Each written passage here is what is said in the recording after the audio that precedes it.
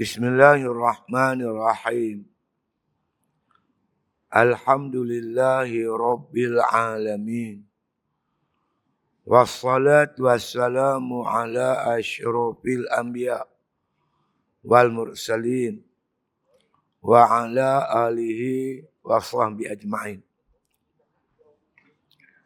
Qala musannif rahimahullah ta'ala fi kitabih wa yatahammalu minhumul adha wa yuzhiru lahumul bishra wa yatajammalu bi zahirihi lahum wa yaktumu hajatihi anhum wa yuqasiha bi nafsihi wa yumalijuha bi sirri wa batini. Dan hendaklah ia menanggung daripada mereka itu akan kesakitan. Dan zahirkan pada mereka itu kegembiraan. Dan hiasi dengan zahirnya bagi mereka. Dan sembunyikan hajatnya daripada mereka. Dan layan bagi dirinya. Dan ubati pada sirnya dan batinnya. Yang ini sambung kita tuan-tuan berkaitan dengan persoalan uzlah. Apabila berlaku akhir zaman, tanda-tanda akhir zaman, dunia dah rosak. Baru ni tuan kita tengok dalam Facebook, abang tahulah Facebook, saya baca. Polis pun jadi pelik. Tahu polis pelik. Selama dia kerja polis, tak jumpa benda macam tu. Baru ni dah berlaku. Seorang laki-laki diliwat bergile-gile oleh orang laki-laki. Dulu kita dengar orang rogo perempuan. Ni liwat laki-laki, bergile-gile. Aku tak faham apa jadi dunia ni. Teruk pada lembu lagi. Tak ada mana ada lembu, dia liwat lembu jantan mana ada. Ni zaman kita yang ada ni cukup haru biru. Jadi Rasulullah SAW menyuruh bila berlaku suasana macam ni, baginda suruh kita beruzlah. Mengasingkan diri pada manusia nak merosakkan kita. Supaya kita dapat menumpukan ibadat kepada Allah dan dapat menyelamatkan diri kita daripada fitnah akhir zaman. Ada orang kata ikut Ashabul Kahfi. Ikut cara Ashabul Kahfi. Disuruh baca surah Al-Kahfi 10 yang awal. Menceritakan tentang Ashabul Kahfi. Zaman tu tuan-tuan sekalian, cabaran cukup teruk. Tak boleh langsung bercakap tentang keimanan. Jadi pemuda ni lari masuk gua. Jadi maknanya orang suruh ikut jejak Ashabul Kahfi, menyelamatkan iman, masuk gua. Tapi kata Imam Ghazali, lebih selamat kita lari pergi ke pondok. Perkampungan Islam disebut sebagai ribat. Untuk menyelamatkan iman kita dan keluarga kita. Jadi dalam persoalan uzlah ni, dia ada dua macam. Pertama orang awam. Kedua ni ulama. Orang awam ni kita dah sebut 3 kaedah beruzlah. Tapi uzlah yang paling selamat bagi orang awam ni, dia bergaul dengan orang dalam perkara kebajikan. Atas dasar wa ta'awanu 'alal birri wa taqwa. Bertolong-tolong dalam perkara kebaikan dan takwa. Wala ta'awanu 'alal ismi wal 'udwan. Tidak bertolong-tolong dalam perkara dosa dan permusuhan. Apa kebaikan? Sembahyang jemaah, mengaji, masjid surau, berjuang berjihad, berjemaah. Perkara baik, kita campur. Ada perkara-perkara yang membawa kemungkaran, kemaksiatan, kita tak campur. Itu uzlah yang selamat bagi orang awam. Adapun bagi ulama, yang ada pengikut, orang berhajat pada ilmunya, ditegah daripada beruzlah. Fa'iza zaharatil bid'ah, wasakatal alim, fa'alaihi la'natullah. Bila berlaku bid'ah, kesesatan, kemungkaran, kemaksiatan, diam orang alim, atasnya laknat Allah Subhanahu wa taala. Diharamkan orang alim berdiam diri bila menghadapi suasana kerosakan yang sedang berlaku macam hari ini. Dia kena bercampur dengan orang ramai. Dia kena bercampur, dia kena tarbiyah, kena islahkan masyarakat. Jadi sudah tentulah bila suasana teruk macam ni, maka para ulama yang bergaul dengan masyarakat, dia akan menerima tentangan yang hebat. Macam kita tengok pada hari ini, siapa yang paling hebat diserang? Dan tuan-tuan perhati dalam Facebook yang kena teruk hari ni, Ustaz Wadi Anwar. Ustaz Azhar Idrus. Ustaz Muhaizat. Pertahankan akidah di sunnah wal jamaah ni, bapak Wahabi serang. Depan, belakang, kiri, kanan. Itu biasalah tuan-tuan. Tok Guru Haji Hadi pertahankan. Makna kata siasah syariah. Mengikut kaedah Islam yang sebenar. Tuan-tuan tengok macam mana dia serang. Diserang dia. Setiap penjuru. Jadi oleh itu ulama kena faham. Dia ada tanggungjawab dengan ummah. Dia kena islahkan ummah. Kena perbaiki ummah. Kena berdakwah. Kena mendidik. Kena mengajar. Masa yang sama Imam Ghazali bagi beberapa tip kepada para alim ulama ni. Dalam makna menghadapi cabaran-cabaran perjuangan di akhir zaman ni. Antara yang disebut. Kata Imam Ghazali rahimahullah ta'ala. Wa tahammalu anhumul azab. Iaitu makna kata kita ulama kena tanggung dengan kesakitan yang ditimbulkan oleh musuh-musuh dakwah tu.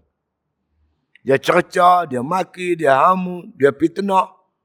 Sampai masa ada setengahnya tu kena tangkap, kena penjara dan sebagainya. Jadi bagi mereka ini dia kena tanggung. Itu tanggungjawab dia. Macam para Nabi alaihissalatu wassalam. Asyaddan nas bala'il anbiya summal ulama summal amsalu fal amsalu. Yang paling teruk menerima ujian para Nabi. Kemudian para ulama. Dan orang yang semisalan seperti mereka itu. Kena hadapilah nak macam mana. Dah kerja kita, tanggungjawab kita. Lepas tu kita tengok dalam kitab. Umpamanya Ihya Ulumuddin atau Sayrus Salikin. Tinggi derjat yang Allah bagi pada para alim ulama. Tinggi derjat. Hingga disebut warasatul anbiya. Orang kata tinggi gaji, tinggi pangkat, tinggilah tanggungjawab. Besar tanggungjawab mereka, besarlah ujian yang mereka akan hadapi. Kena gantung ada, kena bunuh, kena penjara dan sebagainya. Jadi para ulama, nasihat Imam Ghazali, tanggung. Makna kata, dengan makna kata segala kesakitan yang makna kata ditimpakan oleh orang kepada mereka. Kata lagi Imam Ghazali, wa yuzhiru lahumul bishra. Zahirkan makna kata kegembiraan. Muka tersenyum ya. Hati luka, hati sakit, tapi muka duduk senyum situlah. Dia tidak berdendam dengan siapa-siapa. Ini tanggungjawab dia. Saya dulu tuan-tuan sekalian, duduk di Pulau Pangkok. Apa orang tak buat kat saya? Balai ni tiap-tiap hari ni. Kena panggil polis. Bukan saya buat apa. Saya cuma cerita kebenaran Islam. Semayang tak boleh qada. Kena semayang cara tunai. Aurat kena tutup. Tu je isu dia. Macam-macam fitnah. Kejap naik balai polis. Kejap pergi pejabat agama. Lalai kena ISA. Tinggal keluarga dan sebagainya. Patutnya saya lari terus lah. Tinggal pula kampung saya. Tapi tak boleh tuan. Walau la nafara min kulli firqatin ta'ifatun minhu liyatafaqahu fid din wal yunziru qaumahum iza raja'u ilaihim la'allahum yahzarun. Kenapa tidak keluar satu kumpulan pergi menuntut ilmu liyatafaqahu fid din supaya mereka faqih dalam agama, mahir dalam ilmu agama. Waliyunziru qaumahum iza raja'u ilaihim. supaya mereka balik pada kampung halaman mereka, betul balik orang kampung. Lepas tu di ujung usia saya ni teriang-iang di telinga saya. Ayat ni teriang-iang. Kalau nak kira dendam, nak kira marah, sakit hati, tinggal lantaklah kat hamba. Tapi tak boleh tuan-tuan. Ini tanggungjawab. Kita tak boleh berdendam, tak boleh sakit hati dengan orang, tak boleh. Kita sebagai makna kata yang menerima ilmu daripada Allah Ta'ala mesti berjiwa besar. Kerja kita nak mengislahkan ummah. Itu tanggungjawab kita. Dan Allah akan tanya kita besok di akhirat. Inilah makna kata besar pengorbanan para alim ulama. Dengan jasa mereka lah tuan-tuan. Tuan bayang 450 tahun. Negara kita dijajah. Bermula dengan Portugis. Lepas tu Belanda. Lepas tu British. Lepas tu Jepun. Lepas tu komunis. Lepas tu British balik. 450 tahun. Tuan-tuan bayang macam mana ulama mempertahankan akidah umat Islam di Malaysia ni, tanah Melayu kita ni. Sehingga tak kedengaran seorang pun masuk Kristian. Tak ada seorang pun dulu ni orang Melayu murtad. Tak pernah kita dengar. Jasa siapa? Jasa para ulama lah. Bekerja bersungguh-sungguh mempertahankan akidah umat. Sebab ini tanggungjawab mereka. Sebab itu kita kena menghargai ulama. Saya selalu kata, kalau Nabi Muhammad ada sahabat, Nabi Musa ada pengikut, Nabi Isa ada hawariyun. Sekarang ni Nabi dah tak ada, sahabat tak ada, hawariyun dah tak ada. Allah amanah kepada ulama bergantikan para Nabi mempertahankan Islam. Siapa nak tolong ulama? Siapa nak bantu ulama? Wa iz qala Isa ibn Maryam lil hawariyin man ansari ila Allah qala al hawariyun nahnu ansarullah. Ingat ketika Isa dikepung, yang nak bunuh tu beribu. Pertahankan Nabi Isa cuma 12 orang. Ketika saat genting itu Nabi Isa tanya kepada hawariyun, man ansari ila Allah? Siapakah nak tolong aku, bantu aku, tolong agama Allah? Qalal hawariyun. Kata hawariyun, nahnu ansarullah. Kamilah Isa akan bantu kamu membela agama Allah. Allah kata, ya ayyuhallazina amanu kunu ansarullah. Kama qala Isa ibn Maryam lil hawariyin, man ansari ila Allah? Qala al hawariyun nahnu ansarullah. Ingat kata Allah, wahai orang beriman, jadilah kamu sebagai ansarullah, pembela-pembela agama Allah. Seperti mana berkata Nabi Isa berkata pada hawariyun, siapakah nak tolong aku untuk bela agama Allah? Maka berkata hawariyun, nahnu ansarullah. Kamilah wahai Isa akan tolong kamu membela agama Allah. Allah suruh kita jadi macam hawariyun. Allah suruh kita tolong para ulama yang menggantikan para nabi. Jangan biar ulama seorang-seorang dipukul kiri kanan depan belakang. Ulama bekerja untuk kita, untuk generasi kita. Jangan biarkan mereka bersendirian dalam menghadapi pancaroba, ujian, tekanan dan sebagainya. Inilah Imam Ghazali nasihat pada para alim ulama. Muka kena senyum selalu. Tak boleh marah-marah. Kena sabar tinggi. Ustaz Zizan tuan-tuan dalam satu liqa di Ayak Kuning. Masa tu saya sebagai pengurusi lajnah tarbiyah PAS Negeri Perak. Saya jemput Ustaz Zizan. Belum jadi menteri besar lagi masa tu. Kebanyakan daripada tuan-tuan ucapan-ucapan dia nasihat pada kami. Dia kata nak berjuang ni kena ada 2 benda yang cukup penting. Yang pertama umrun Nuh.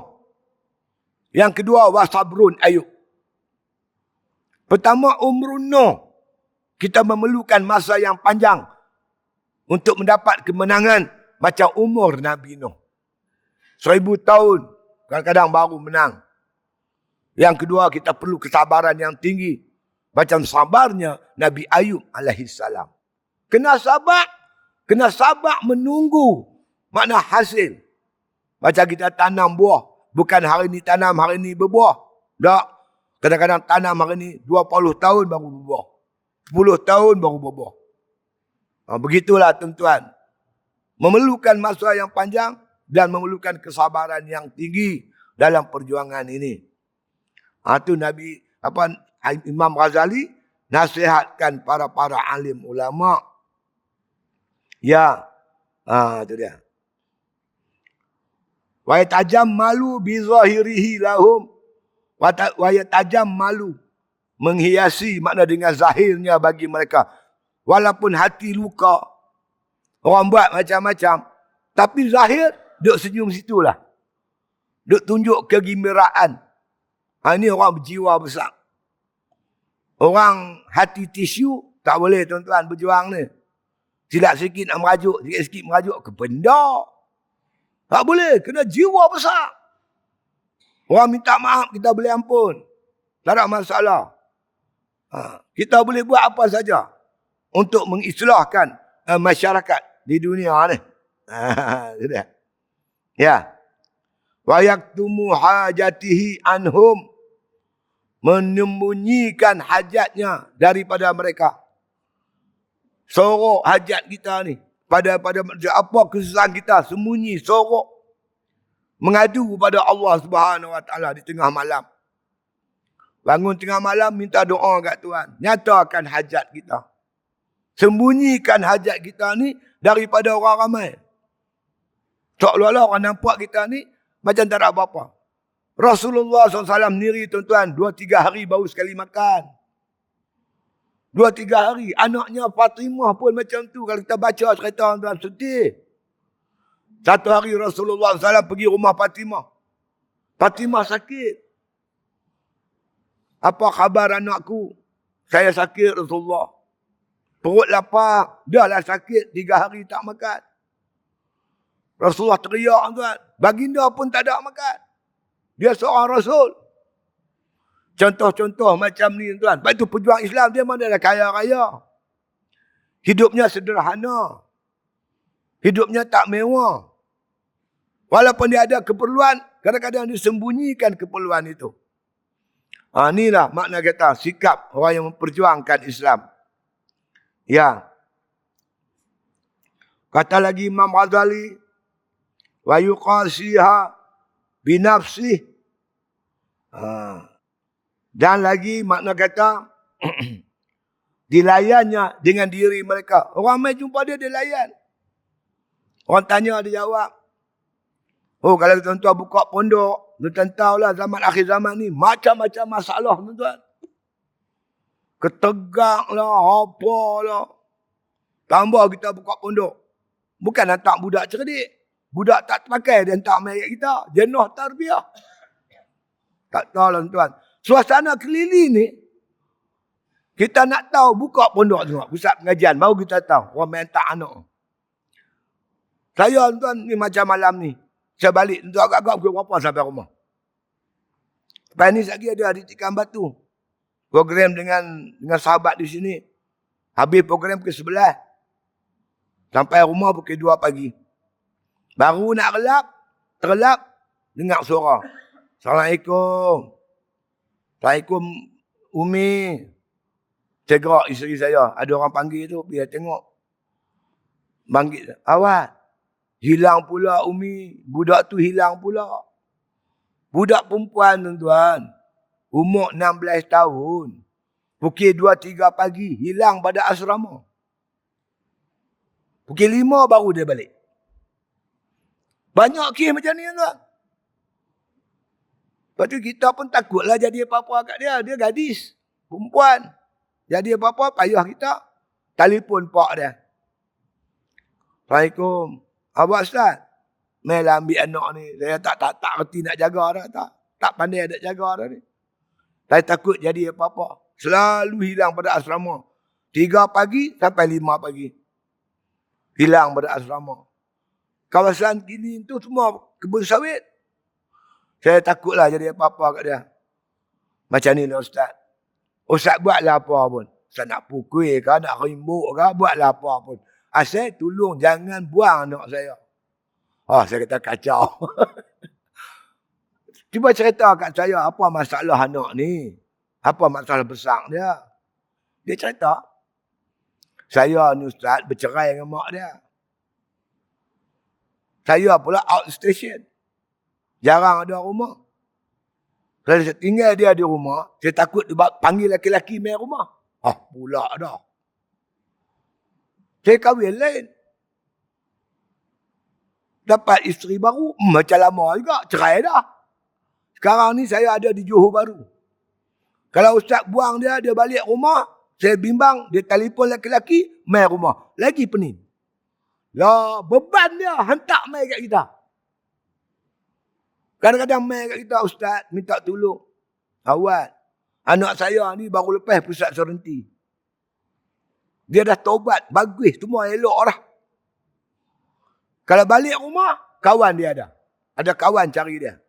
Dia cadang keluar-keluar serenti dan hantar terus ke pondok ustaz.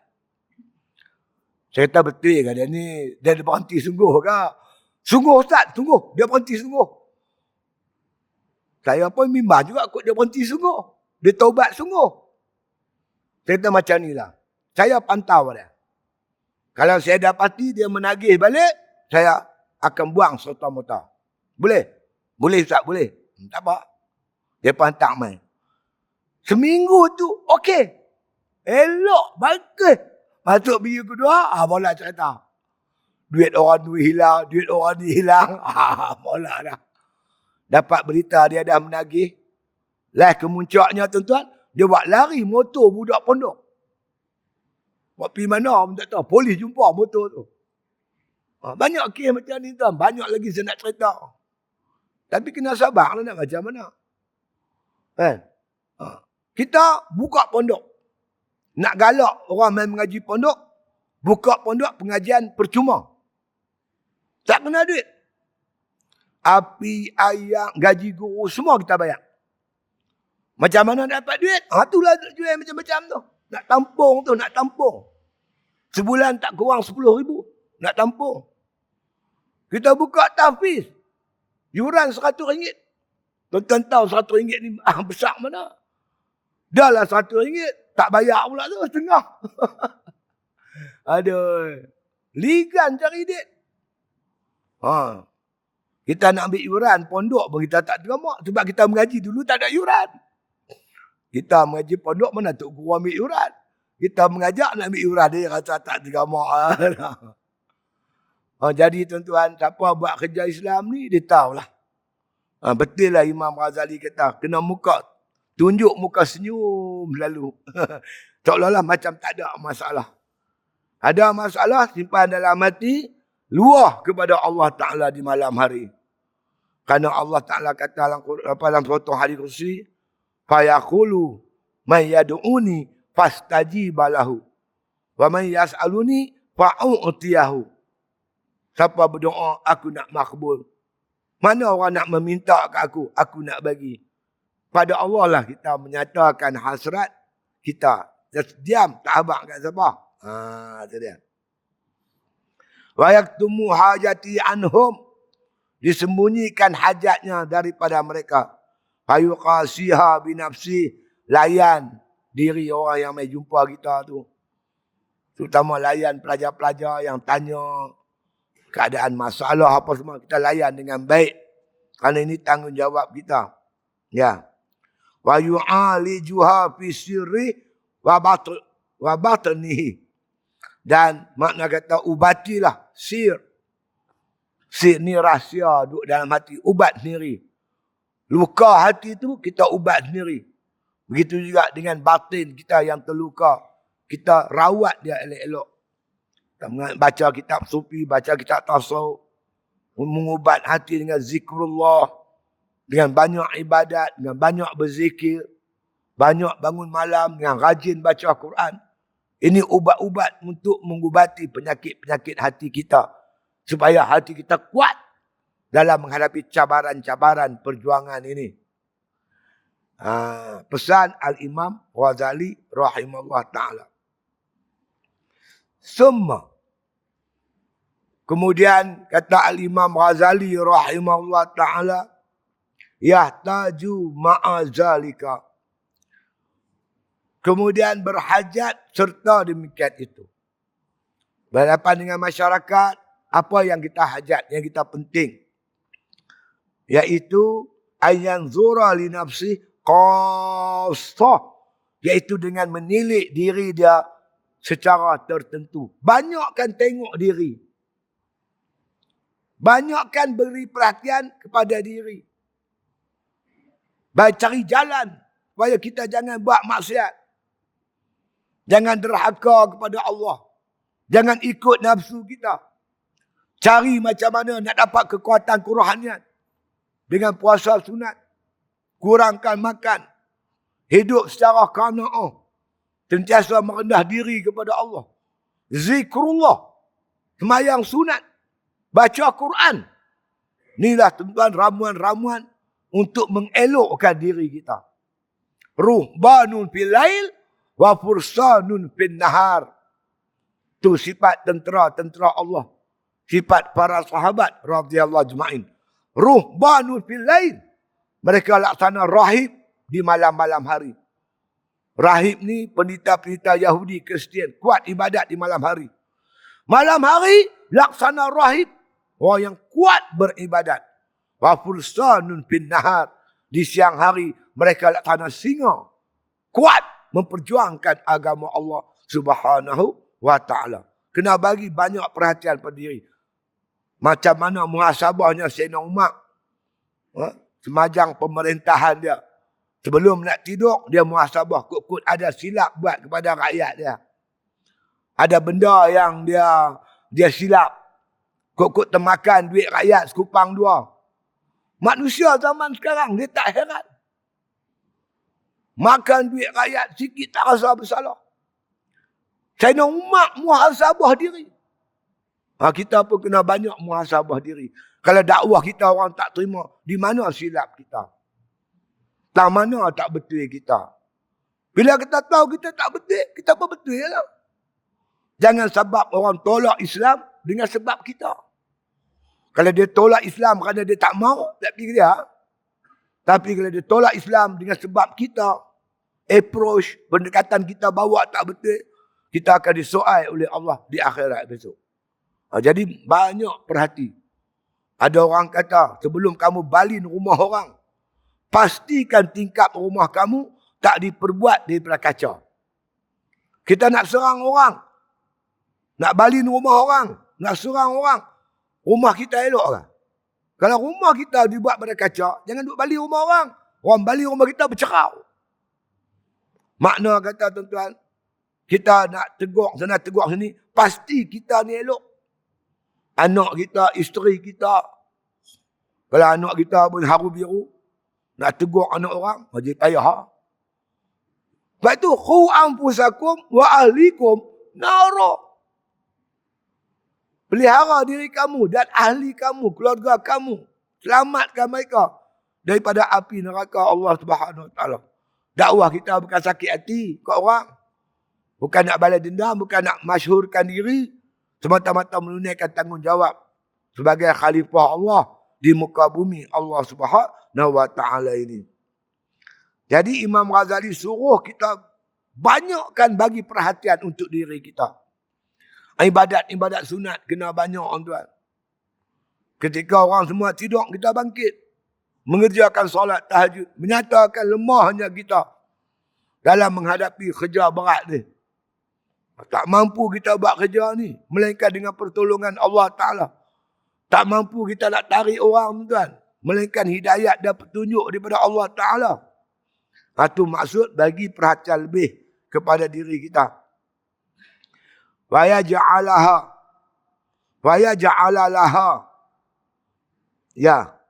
khizan minal ibadah. Dan jadikan makna kata baginya daripada mengerjakan ibadat yang khasah untuk diri kita. Banyakkan tumpu kepada ibadat. Bagi kekuatan kerohanian tu. Kena kuat. Kalau tuan-tuan sekalian, kalau tak kuat, macam bateri handphone lah. Bateri habis. Nak bercakap pun tak boleh. Sebab itu tuan-tuan, kena charge bateri.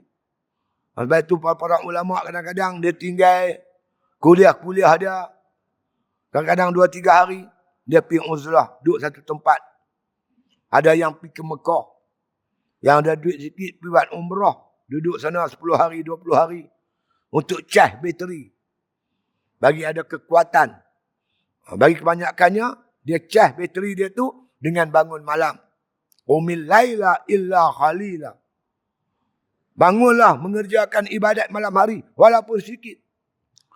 Surah Al-Muzammil. Surah Al-Muzammil itu, kalau tuan-tuan perhati betul-betul, antara surah yang awal diturunkan oleh Allah Ta'ala. Kata ulama, lepas Iqra, Allah turun surah Al-Mudassir. Perintah Allah Ta'ala kepada Nabi SAW untuk berdakwah. Tak lama lepas tu, turun Al-Muzammil. Surah yang menyuruh Nabi bangun malam. Makna seolah-olah tuan-tuan, bangun malam ni bekalan untuk buat kerja-kerja dakwah. Seolah-olahnya memberi maksud, kalau kamu tak bangun malam, kamu tak ada kekuatan untuk mengerjakan, menyampaikan dakwah Islamnya. Jadi, Muzammil ini beriringi dengan Al-Mudassir. Dakwah ini mengiringi tuan-tuan sekalian dengan bekalan-bekalan yang disediakan oleh Allah Ta'ala. Kalau kita kerja tak ada bekal, larat tak? Pikir sawit. Agak-agak tak bawa bekal. Berapa jam hang boleh kerja? 2 jam boleh lah. Pergi pukul 8, 10 balik. Tapi kalau bawa bekal, sampai petang boleh kait. Dia tak? Orang pergi ke laut. Dia bawa bekal. Besok dia baru dia balik. Dia lapang, dia ada bekal. Tak bawa bekal, 2 jam dia balik. Kita buat kerja dakwah pun itulah. Kena ada stamina. Kena ada bekalan. Sehingga tuan-tuan Ustaz Mustafa Masyhur tulis satu buku. Zadun ala Tariq. Bekalan di jalan dakwah. Qiyamul Lail, Quran, zikir dan sebagainya. Kalau tuan-tuan bekal tak ada, ibarat kereta. Kita ada kereta baru beli. Sampai banding, minyak habis. Nak pergi Kelantan. Sampai banding, minyak habis. Kereta baru beli tu, dia tak jadi kereta. Dia jadi besi. Dia tak boleh berfungsi sebagai sebuah kereta. Pasal minyak habis. Hang tak usahlah semangat berkobar-kobar. Saya perhati dah tengok kawan-kawan saya. Oh, semangat cukup hebat. Mereka tak menekankan benda ni. Bila tuan-tuan bekalan habis, stamina tak ada. Terjun kapal, terjun laut. Masuk kapal lain. Dia tak ada kekuatan. Sebab itu kita perlukan kekuatan, perlukan stamina. Perlu kereta, perlukan minyak. Bekalan dia, bangun malam, semayang berjamaah, zikir, baca Quran, munajat dan sebagainya. Ini saya nasihat sahabat-sahabat saya yang buat kerja-kerja Islam ni. Tuan-tuan, perlulah kita kuatkan kerohanian kita dengan buat kerja-kerja ibadat ni. Untuk mendekatkan diri kita kepada Allah. Mudah-mudahan bila dekat dengan Allah, Allah tolong kerja buat kita. InsyaAllah. Jadi siang kerja dakwah, malam tengok diri, muhasabah diri, kuatkan ibadat. Ya. Kama qala Umar Al-Khattab radhiyallahu an. Seperti mana berkata Umar Al-Khattab radhiyallahu an. Apa kata Sayyidina Umar? Dia kata in nimtu laila la udayya anna nafsi wa in nimtul nahara la udayyan anna ar-ra'yah. Kalau aku tidur malam, sesungguhnya aku mengabaikan diriku sendiri. Kalau aku tidur siang, sesungguhnya aku mengabaikan hak-hak rakyat. Aku tidur malam, tak bangkit malam, aku tinggal tanggungjawab terhadap diri aku. Kalau aku tidur siang, aku mengabaikan hak rakyat aku. Kata Sayyidina Umar radhiyallahu an. Pakai fali bin naumi baina hataini. Bagaimanalah aku nak hidup antara dua tidur ni? Siang tidur, abai hak rakyat. Aku tidur malam, abai hak aku. Macam mana aku nak hidup dengan dua keadaan ni? Itulah kata Umar tuan-tuan yang menunaikan tanggungjawab diri dia dan tanggungjawabnya kepada rakyat jelatanya. Tidur mengantuk sangat. Tidur macam mana? Tu ya, tidur tu bukan kerana apa? Kerana tak tidur mengantuk sangat. Tak makan, sakit perut. Nak makan macam orang lain tak ada lah tuan-tuan. Nak makan apa nama? Pagi-pagi orang panggil apa? Breakfast. Ada breakfast, ada lunch, ada dinner, ada tuan. Makan pagi ni, kalau kita ada program pagi tu, singgah kedai zat, beli cucuk kodok ke apa sudah.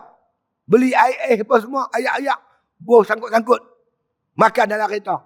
Nak singgah kedai makan, tak ada. Takut tak ada program. Makan ni tak berebut aja. Lapar baru makan. Bukan ada time makan. Tak ada time. Tidur pun lagu tu. Mengantuk baru tidur. Orang kira duduk ni bulan puasa kan. Semua sibuk baju raya. Tak ada baju raya, mana ada baju raya. Bila baju tu dah koyak, tak ada baju nak pakai, baru beli. Tak kira raya tak raya. Itulah hidup pejuang Islam. Tak ada masa makan. Saya satu hari tuan teriak. Abah, anak saya yang sulung. Abah, awak, saya lah. Berapa lama dah kita tak makan malam ni, Abah. Bersama. Secik-cik tuan-tuan, lebih 20 tahun. Tak pernah makan malam dengan anak-anak. Hari-hari keluar. Tak ada nak makan malam dengan anak kan. Kadang-kadang anak-anak kita pun kesian juga. Dia kata, Abi, jomlah kita pergi tepi laut, sonok-sonok, pergi pantai. Dia tak jadi begitu. Bila kita nak pergi ceramah ke kuliah, kita berkali bawa ya. Nak tentukan ini waktu hari keluarga, hari ini, tak ada. Penuh dengan program-program untuk menyelamatkan umat. Pernah berlaku pada Asad Al-Banna. Dia nak keluar tuan-tuan, buat satu program. Isteri dia kata, abang, anak sakit. Menteri kata, tak apalah, hang bawa lah pergi hospital. Jumpa doktor. Betul lah anak kita sakit. Tapi di luar tu, ramai lagi umat sakit. Mereka sedang dijajah oleh penjajah. Jiwa mereka menderita. Tak apalah, hang bawa lah anak pergi hospital. Kadang-kadang nak bawa pergi anak hospital pun tak ada. Dengan program-program yang begitu banyak. Inilah kehidupan tuan-tuan. Para-para pejuang Islam. Para-para ulama. Lepas tu kita buat tokok bagi hentam dia pula. Kata dia macam-macam. Dengan musuh-musuh Islam serang, kita pun tunda sama sikit. Cukup tak patutlah macam tu tuan-tuan.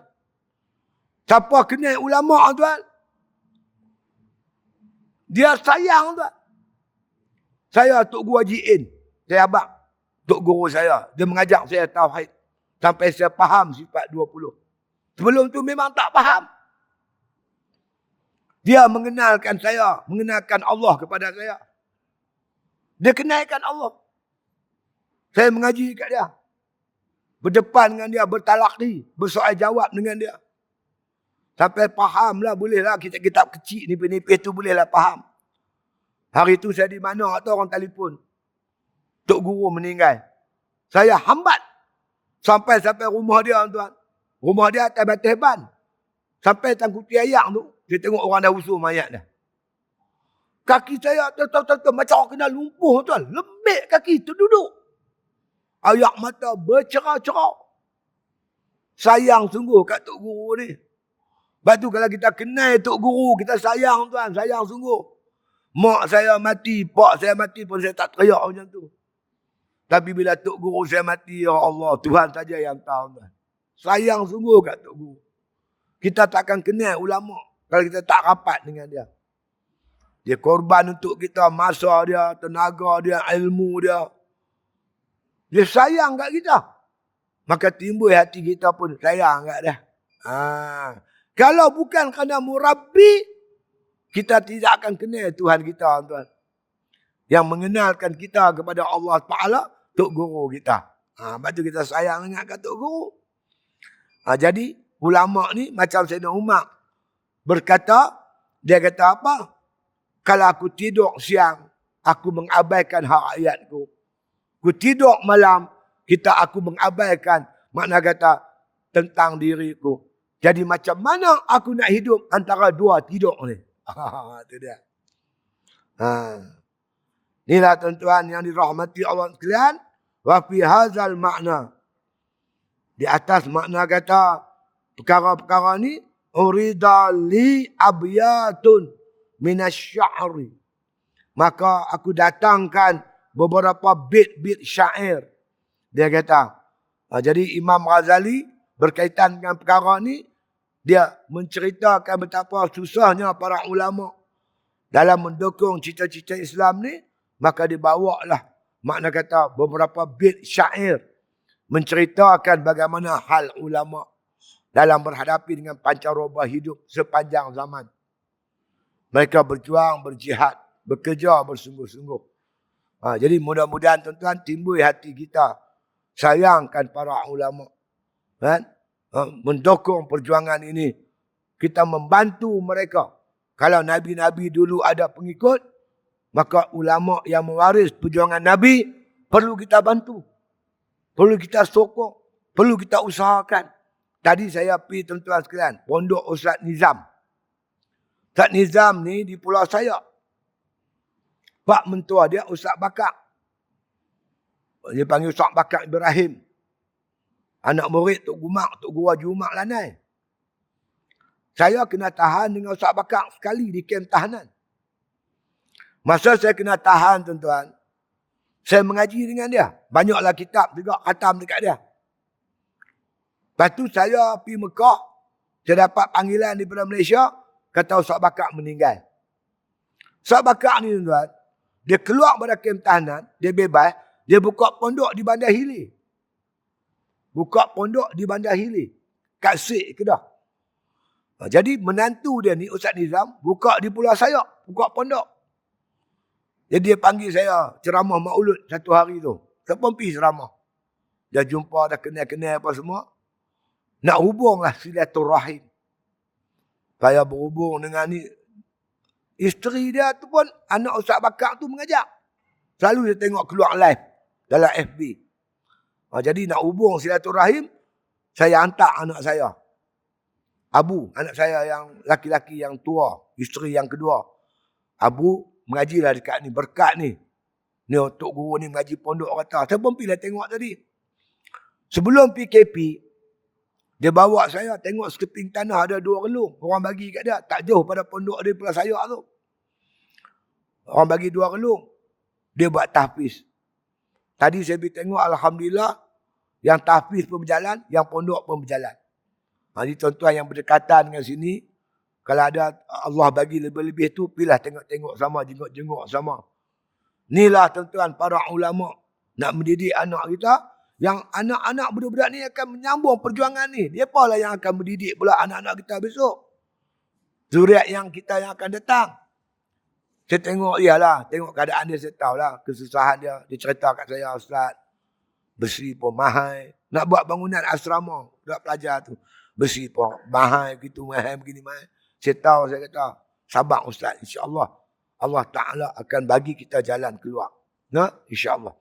Jadi kesimpulan pada malam ni, begitulah nasihat sikit, tip-tip yang beri oleh Al-Imam Ghazali kepada terutamanya khusus para-para ulama dalam memikul perjuangan ini supaya banyak bersabar. Walaupun kita luka hati di dalam, simpan. Kita merayu cerita kat Tuhan. Depan orang ramai, tunjukkan muka yang selamba. Muka yang tak ada apa-apa, insyaAllah. Allah bantu kita, insyaAllah. Dan jangan lupa, kuatkan hubungan kita dengan Allah Ta'ala dengan memperbanyakkan para ibadat kita kepada Allah Subhanahu Wa Taala, insya-Allah. Jadi sebelum saya berundak ni tuan-tuan, yalah, saya dah sebut beberapa kali hari tu, tapi malam ni nak sebut lagi lah. Saya dah buat satu komplek pendidikan tuan-tuan di Pulau Pangkok. Di atas satu tanah.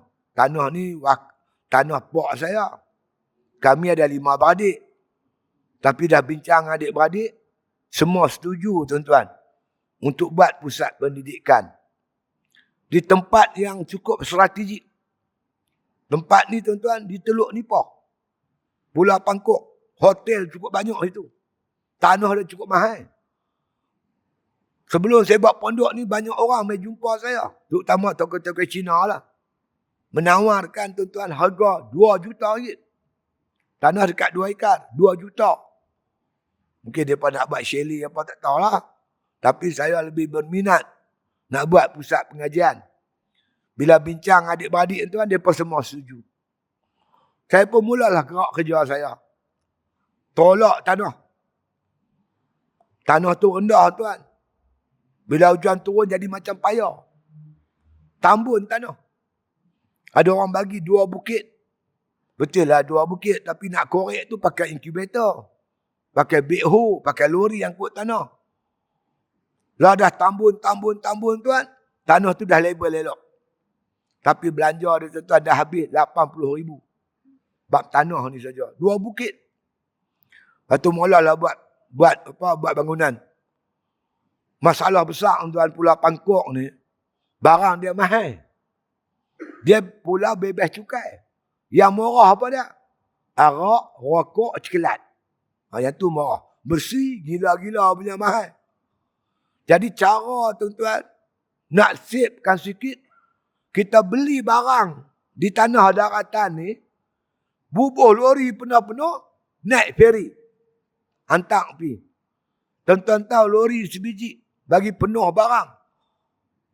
Dia punya sewa dia RM500. Feri 880. 1,380 sekali lori pergi. Saya beli mozaik baru ni tuan-tuan 24,000. Untuk surau, kantin, bilik ayak, rumah guru 24,000. Terpaksa bawa dengan 3 lori. Tambang dia hampir 5,000.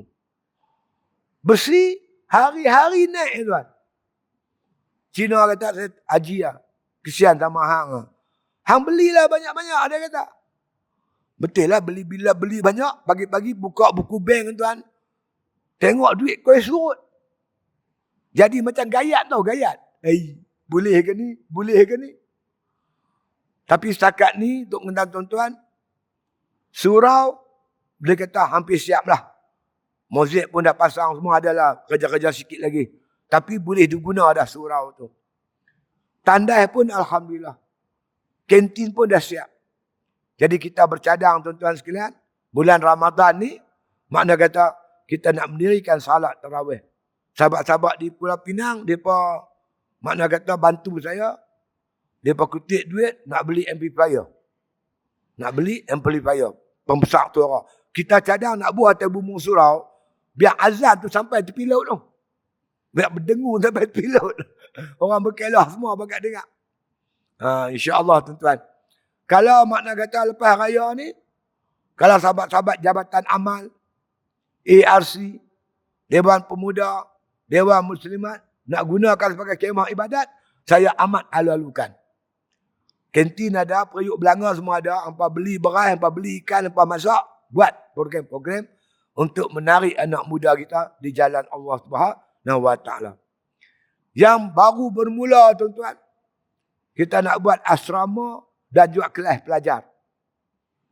Rumah guru kena tambah 2 biji lagi. Supaya kalau muslimat buat program, boleh mandi, tukar pakaian, senang. Ada rumah khas. Dan tandas kena buat sebiji lagi. Kerana tandas yang ada kita nak bagi kat muslimat, kita kena buat tandas baru untuk muslimin. Jadi malam ni tuan-tuan, saya merayu pada tuan-tuan, minta tolong, minta bantu. InsyaAllah berwakaf untuk kerja-kerja Islam ni. Adalah tanah, tapi duit kita tak ada. Tapi dengan bantuan orang ramai, kita gabungkan kemampuan kita, insya-Allah kita boleh buat kerja-kerja usaha-usaha, kerja dakwah ni.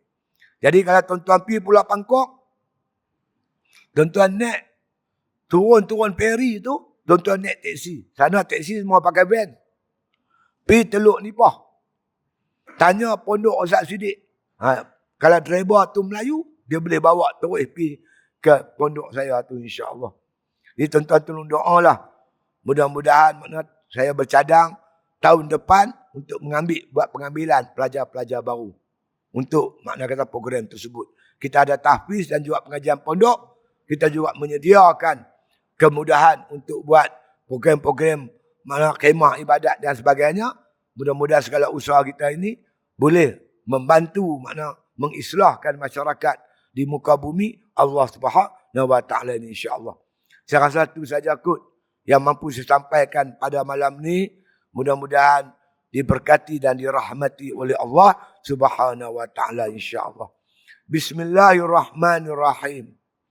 Alhamdulillahi rabbil alamin. Wassalatu wassalamu ala asyrafil anbiya wal mursalin wa ala alihi wa sahbihi ajma'in. Allahumma ahsin akhibatana fil umuri kulliha wa ajirna min khizyi dunya wa azabil akhirah. Allahumma la tusallit alaina bizunubina man la yakhafuka wa la yarhamuna. Allah baj'al khaira ayyamina yawma nalqa wa anta radin anna waqtim bisolihati a'malana tawaffana muslimin wa alhiqna bisolihin waghfir lana wa liwalidayna wa limasyayikhina wa lilmuslimina ajma'in. Subhana rabbika rabbil izzati amma yasifun wa salamun alal mursalin walhamdulillahi bil alamin.